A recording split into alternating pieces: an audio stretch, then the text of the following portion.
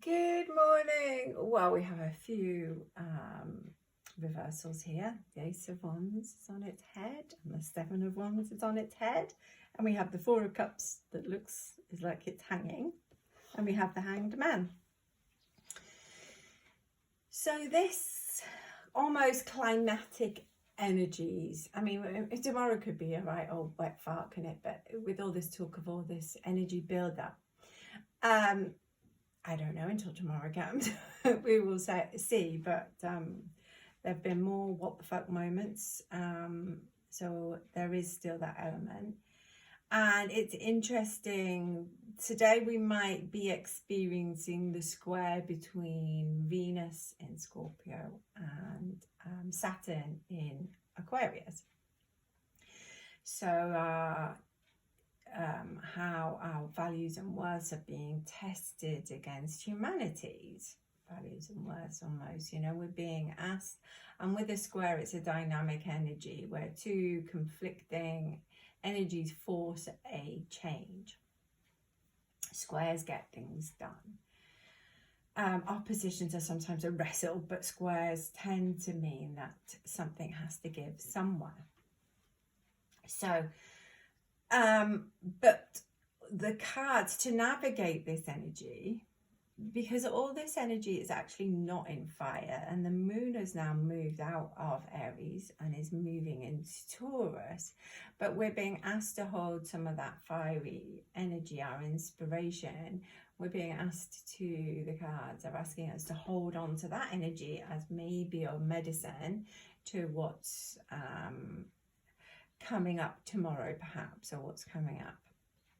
Because like I say, even though tomorrow is the culmination point, we will still have the energetic vibration of it, 5 days after, and then the results of whatever comes up that work between 3 and 6 months. So again, it's all a process. So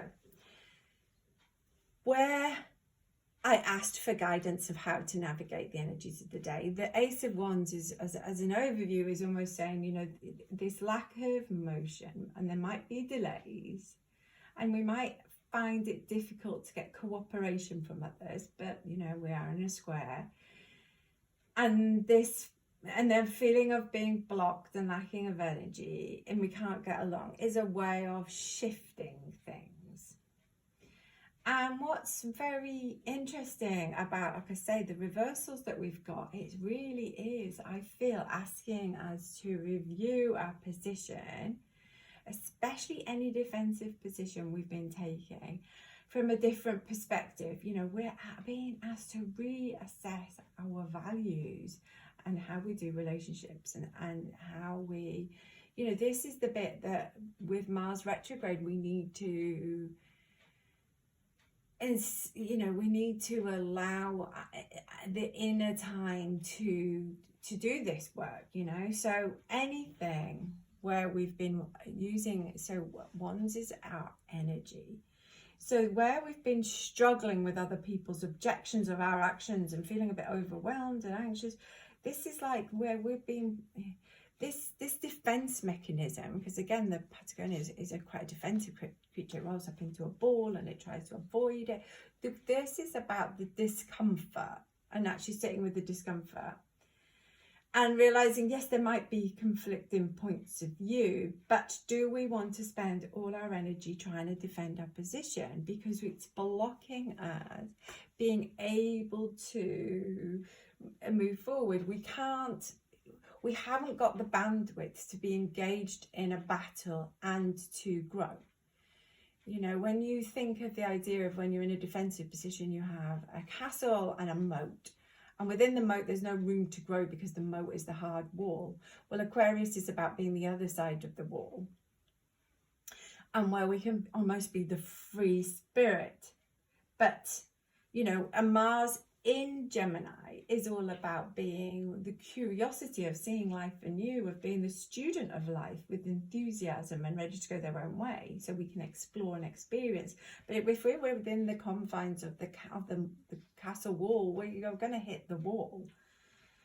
So to be open to these new ideas and experiences and opportunities, we need fresh energies within and around us. So to let ourselves be inspired again by them, you know, the joy of living and being.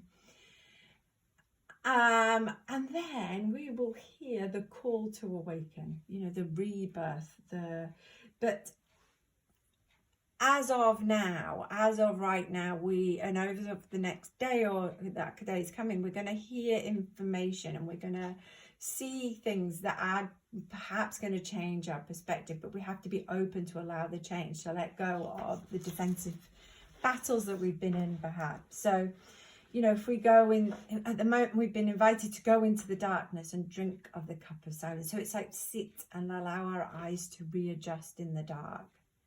And then we can see the new light of day. It's finding, you know, instead of being blinded by our anger, now we need to sit and just readjust. So there's going to be, you know,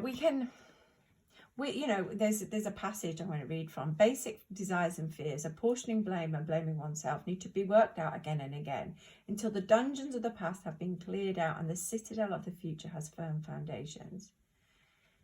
So we need this release of, like, we can forgive. That doesn't mean we forget, but our energy is released when we forgive.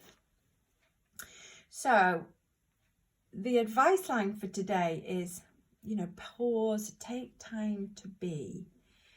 Our emotions may want to drive us into the defensive bit, but we have to sit with the discomfort to see things from a different angle. And we're going to have grace within that. You know, balance is needed. Grace at being, and the world will shift. And we have a direct channel to the divine. So we can allow feelings of hope and optimism to replace the negativity. And then we have, the hangman, surrender. Not through violence, it's surrendering to allow space for the new to come, because this is about reconciling the internal conflicts that we've been having. Anyway, have a good day, and I love you all lots.